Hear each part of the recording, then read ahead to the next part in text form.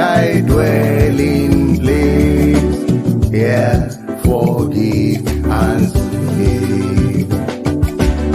Bàbá pejọ nílé rẹ̀, tá ń sọ ohun tó dùn wá, tá ń bẹ̀bẹ̀ ní tẹ́ àánú, wò wá gbà wá là.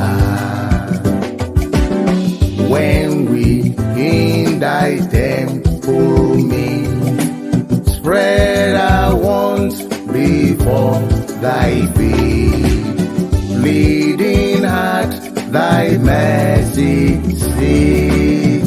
Look from heaven and save. Baba ṣako jinna Olor, ìfẹ́ wa tutù sí ọ.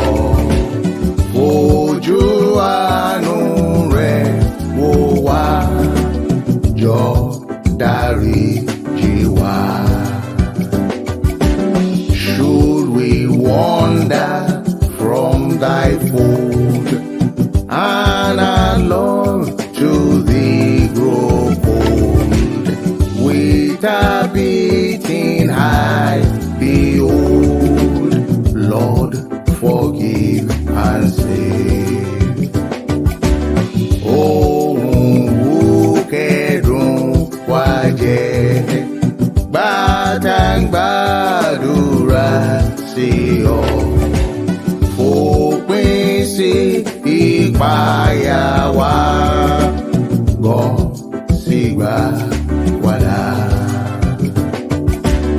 And whate'er our cry may be, when we lift our hearts to